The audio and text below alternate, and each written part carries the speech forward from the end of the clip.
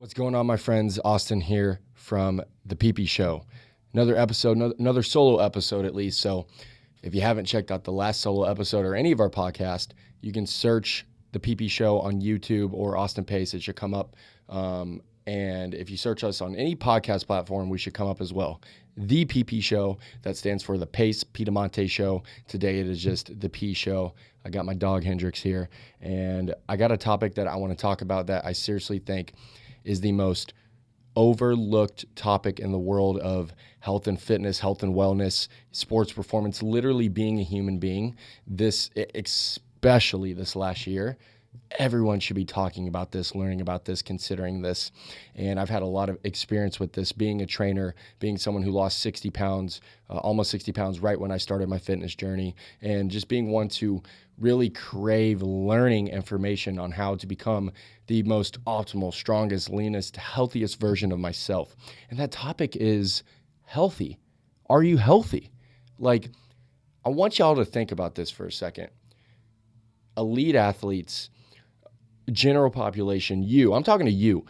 Whatever you are, whatever your identity is, whatever your goal is, you just want to build muscle. You want to become an NFL player, even a current professional athlete. You need to consider this. You want to get better. You want to see more results. Well, you're probably doing all of the right things, or at least putting in the effort towards the things that you would consider to be in the category of improving your performance, improving your game, improving your skills, building muscle, losing weight. And that is what happens in the gym and with your nutrition. But it's so funny because you could look great on the outside. You could be a great athlete, have great stats, but you could be a completely unhealthy person. Completely unhealthy person. You guys should go read the book Peak by Dr. Mark, I can't remember his last name. Fantastic book.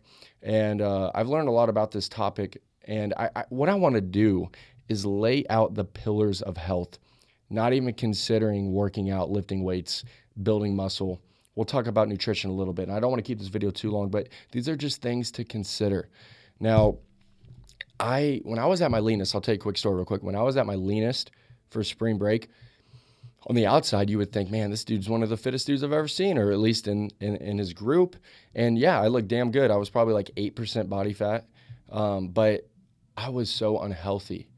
And, what helped me feel good was the ego I had from looking good. I didn't have a huge ego, but it does boost your ego. Come on, when you look like a sick motherfucker, your ego is going to be boosted. And that's not always a bad thing. But I looked great, but I was so unhealthy. And when athletes come to me and say, hey, my workouts, they feel like shit, or I want to get stronger, I want to jump higher, even general population. Oh, I've tried this workout, this diet, and I don't feel good. I don't see any weight coming off the scale. Regardless of your goal, I could bring up these topics, and a lot of times it's going to go one ear out the other.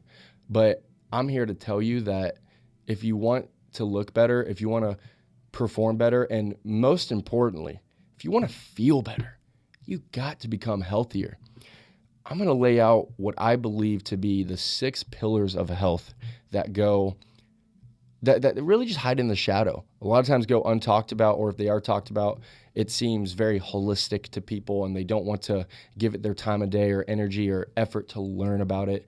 But right now at this stage in my life, I've learned so much about myself this year, being a business owner, seeing my body change, trying to balance my own fitness goals, and going through tons of struggles. I've gone through a lot of struggle this year, and it's forced me to seek out more information. That's at least what I do when I need to make that next step in my life and for myself to grow. And I've implemented tons of things to become a healthier human being, and I feel like I'm the healthiest I've ever been in my life. And it may not show because I don't look as lean as I did, or maybe wasn't as strong as I was in college, but I can promise you I'm way healthier of a human being. Pillar number 1, stress management. Stress kills people. Stress is also unavoidable. People, you don't realize, okay, you only live in 2 states. You live in a state of calm, relaxed, the parasympathetic nervous system, or you live in a state of stress, fight or flight. Even if it's not stress, it could be very alert, Okay, read about some brain waves. You're going to probably live most of your life in the beta brainwave if you don't do anything to learn about this and change that now. And even if you're not stressed, like I said, living in that fight or flight sense where that you're very alert and like that, cortisol is what gets us up in the morning and gets us alert and active and ready to go take care of our responsibilities. But human beings do a terrible job, one, of turning cortisol off, two, being able to shorten that refractory period when we get an emotional response that raises our fight or flight from something that wasn't even worth wasting that energy towards. And three, we don't learn how to not have to be in that beta brainwave state of fight or flight. Like we can bring that down to more of an alpha wave and have that calm flow state energy where we can still have the energy we need to get our work done, be creative, work out, okay? And let's just start here. So with number one being stress management, the number one thing you need to do is to learn how to use your freaking breath, okay? The problem is you see like the Wim Hof method, very holistic, very foo-foo, okay? It's very polarizing, and he turns the majority of people away because it looks pretty damn crazy what he does. You don't have to go to those extremes. Our breath is the only tool that we can use to gauge and control physiology, right? Does that make sense? So like your breath has a direct correlation to your nervous system. I'm going to give you a couple tips. I wish I could get, I've learned a lot from many different people. Aubrey Marcus is someone that I did learn a lot about breath work from, and Dr. Joe Dispenza, but I'm going to tell you a simple tip that helped me a lot. And basically, when you are in a fight or flight state and you want to feel more relaxed, then your exhales should be longer than your inhales. An easy way to do this, and this is great for runners too, is to do 2 inhales through the nose. So maybe 1 normal inhale and then a quick second inhale through the nose. So, and then slow exhale. I try to breathe through my nose. Nose breathing is very far superior over mouth breathing. Okay. But when you exhale, don't feel like you're blowing air out.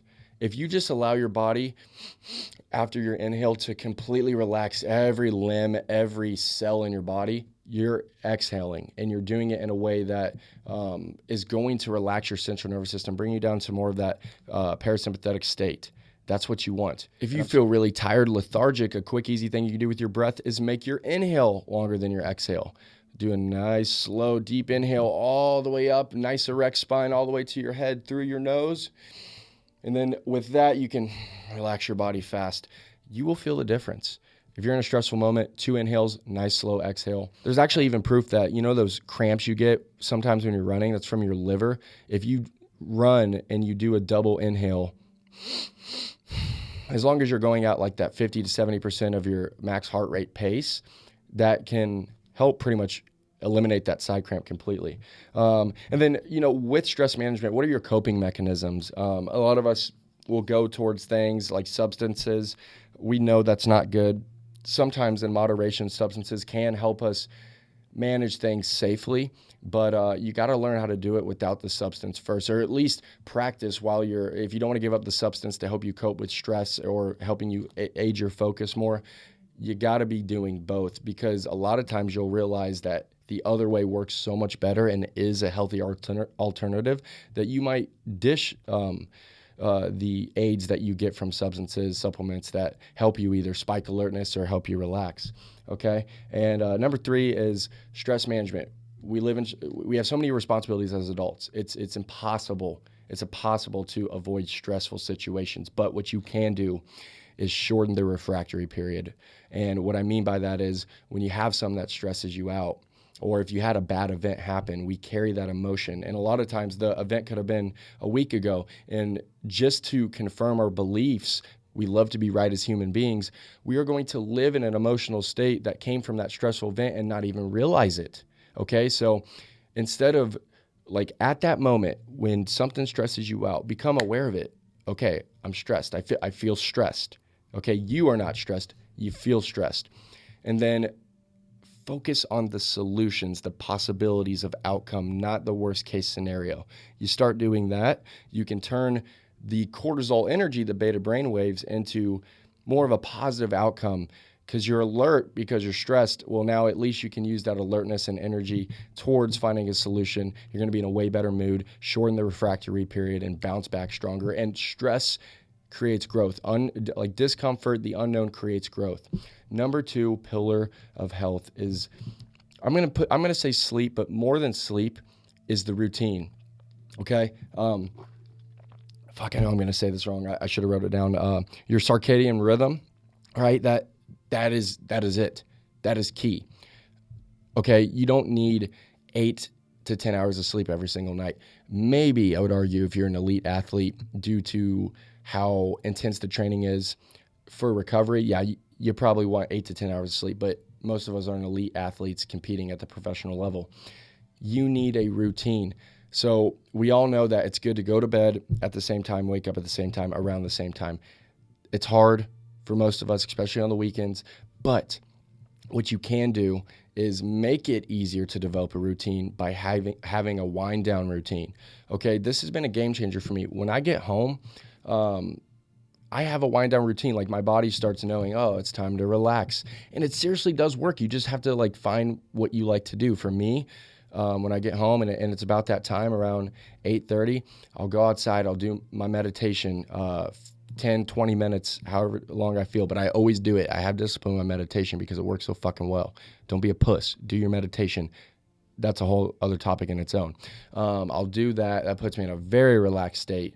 And then I'll come inside. I'll do my hygienal tasks, brush my teeth, deodorant, all that good stuff. We have a freaking salt rock lamp in the room, vibes. We use essential oils, vibes. And sometimes we'll watch a little bit of Netflix. Sometimes we'll just sit there and talk, but no phones. Okay, my body, to this point now, I've developed this routine and slowly been more consistent. It makes a huge difference. I've been getting the best sleep of my life. And the harder one for me is the morning routine because I do get up early. But having a routine, okay, because when you have a routine, like our bodies right now are adapted to a routine. You just don't realize that your routine is stress. Oh, stress, it keeps me going, keeps me energized. But what you don't realize is that stress is carrying a negative emotion. Don't sleep on power naps either. Power naps, a good 10, 20-minute power nap can reflect a full REM sleep cycle. There's tons of studies on that. I take 10, 20-minute naps when I need it in the middle of the day all the time. And if you do it right, you'll feel super, super relaxed. And also binaural beats. Look up binaural beats. Use them for your power naps. They work very well. Number 3, instead of diets, I'm going to call this food choices. There's so many diets out there, vegan, vegetarian, keto, if it fits your macros, flexible dieting. Listen, I was the numbers guy. In college, all I cared about was hitting my macros. I did ultimately eat pretty healthy, getting my micronutrients, getting fiber, but when it came to dairy, when it came to certain foods like high glycemic carbs, refined sugars, I didn't really focus on that as much, like GMO products. And I just didn't have awareness of how foods affected my body. So yeah, the numbers game is great for looking well, but your gut and your brain have such a correlation. I mean, your gut produces serotonin, okay? Your microbiome is literally your second brain. So in America, our food's really fucked. The more you learn about it, our food here is fucked. We're all fat. We all feel like shit. It seems like a lot of people are depressed, and I'm not laughing at that, but it's just come on. We're looking for fucking supplements and fixes. Well, take a step back, build some consciousness, and become aware of how foods affect your body. I think by the end of this year, I'm probably going to go dairy-free. Dairy fucks my stomach, okay? I'm not lactose intolerant, but I think all humans are to an extent. Dairy makes me feel lethargic. It makes me feel like shit. And then even if I just start having a little bit of more sugar than normal in my diet, I start craving it. And because I've done a lot of meditation, I think I've built a lot more awareness on this, realizing that your mind and your body are two separate things, okay? And your body might be craving something and it tricks your mind to believe that it needs it, but if you can separate those two things through meditation, you'll start eating foods and realizing, oh my God, I kind of feel like shit right now. I feel lethargic. And 2 hours later, be like, oh, I'm craving that. But if you have that awareness, you're going to be like, oh, wow, I ate this earlier. Now I'm craving it, probably sugar. I need to stop eating this or else this is going to become a bad habit. So your gut, pay attention to it. I don't think there's the diet that is best for anyone. If there is, I would say the Mediterranean diet, Mediterranean food choices are pretty good. Okay, I like that diet. I probably eat closer to that than any other diet. But listen to your body. Okay, take notes. Be an observer of how foods affect your body. You'll learn a lot. Number 4 on the pillars of health is social health. There's 2 things that everyone wants to be. They want to be needed and they want to be known. If you don't have, even if you're an introvert, introverts need it too. Maybe not as much as extroverts, but you need relationships. I like being alone. I'm someone that I would consider who likes being alone. Okay, I can thrive off that. But if I'm alone too much and I'm not socializing, I'm not hanging out with people, and I'm not working with people that, like clients, like, I feel needed by them. I like that. And all humans like that. And then not only that, but being able to open up to people, okay? And tell them about yourself and vice versa. Now you're known. Being needed and known are 2 very empowering things that build relationships and connect us all as one. Okay, so I think we can all do a better job at socializing, and the quarantine made it very difficult for that. And also trust, when you build trust with people, now you feel like you can rely on them. And we're a very codependent society and really species, more than you would think. Especially as an entrepreneur, we like to say, oh, we're the independent ones. We don't need anyone else. I mean, sure, you can put that persona on, and that might be able to boost your ego. Like I said, ego's not always bad. You just need to know how to stroke it, when to stroke it, and when to say, hey, back the fuck off, ego. You're fucking up my life right now. But we need that, okay? We like to have people that we can rely on. And there's just something very, very powerful about helping others. And you can only do that when you are socializing, you're in a social environment, you're building relationships. Helping others, healing others is the quickest way to feel gratitude. And gratitude is about the highest vibration that you can feel, that will just burst in great energy that you will be radiating with if you can keep compounding that by helping more and more people. Okay, that's why I love my job. I get that gratitude when I see the results, even when I'm just talking to someone and listening to them and giving them advice and feeling like that I was someone that they actually opened up to. And I ask deeper questions that allow them to feel comfortable and trust me to give me more information. Now they feel known. Now I feel needed. Okay, there's a good balance between it, but y'all know what I'm saying. Number 5, this is an interesting one, but training your brain, cognitive health. We get in these jobs where, sure, we're being taught how to do a task that's very mundane a lot of times, whether it's work a spreadsheet, whether it's send this file to this guy. You know what I mean? Like, we learn those tasks, but I don't consider that hard learning. Find something you're passionate about. Really, if you're passionate about learning, learning for me in the fitness world is so fucking fun. I actually find myself getting more depressed when I'm not giving myself enough time to just learn new stuff. So don't undervalue the power of learning. And not only that, your brain is a muscle. Treat it like a muscle, like any other muscle in your body. Okay, you might be training it in some aspects when, depending on what kind of like training in the gym you're doing, but do hard stuff like puzzles, reading, stuff like that is going to build your cognitive ability. And that is a part of your confidence. That is a part of your problem solving, which is going to help your stress management. You need to, our whole lives, I feel like we should be learning, evolving, increasing our cognitive performance and abilities. And not only that, but it is the healthiest way to release dopamine, which is the motivation neurotransmitter.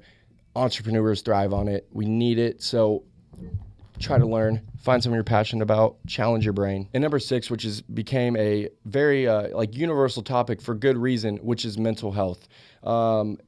This mental health ties into all of these because I believe if you're not doing 1 through 5, as well as you should be, your mental health will suffer. But this is where I really wanted to pair meditation with. I want you to think about this. You know, you might think you know yourself. And like I said earlier, the mind, body, spirit, those are three things that you really need to be able to build a relationship with, because we all have three of them. Even if you're someone who doesn't believe in God or a God, atheist, everyone is perfectly structured for spirituality. Everyone's spiritual DNA is perfect, okay? We are spiritual beings in a physical body. This is something that I've really experienced and learned about this year, and it helps me understand myself. And when you know yourself, you're empowered. What is empowerment? Okay, it's self-knowledge. Empowerment is self-knowledge. Knowing yourself, you feel empowered. You learn about yourself by raising your consciousness, reaching a higher level of consciousness. And I do this through meditation. There's tons of different types of meditation. Headspace is very popular. I used to use Headspace. It was great for getting my mind to slow down and helping me get into that evening routine to help me sleep. But now I start going into meditations with intentions. Okay, if I need to make a decision, I'm going to go into this meditation trying to put all my energy into my gut and my heart. It sounds foo-foo, but fuck, this is science at this point. There's more science, religion, connections, and correlations out there in YouTube and everything than there ever has been. Dr. Joe Dispenza is the man. Look him up. He's helped me a lot.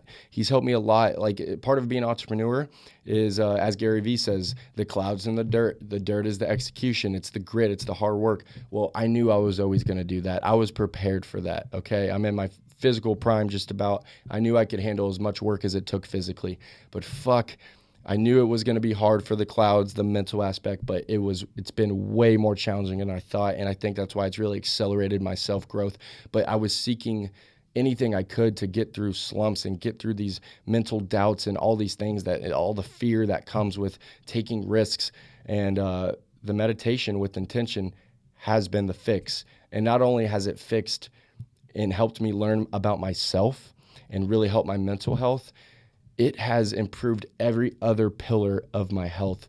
And I just can't even say enough about it. It's brought me closer to God. Like I said, whoever your God is, whatever your religion is, this isn't a religion talk. This is a mental health, spiritual talk in this topic. And I think you should explore that, because you will find lots of answers. You will be pointed in directions that will give you clarity, that will give you confidence, and that will give you relief. Because when you put your trust into God, when you put your trust into the universe, and you do that with the willingness to help others, heal others, but also with open arms, ready to receive whatever the fuck it is you want in your life, you will get it.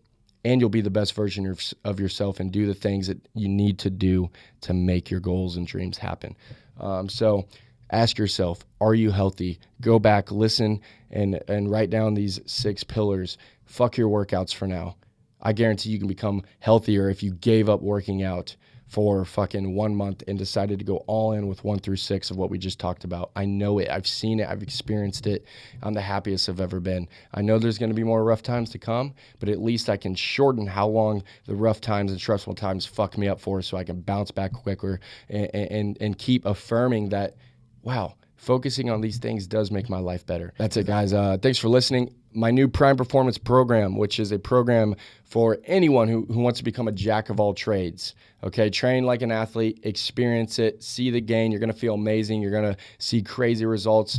You're just going to become a freaking animal in all aspects of life.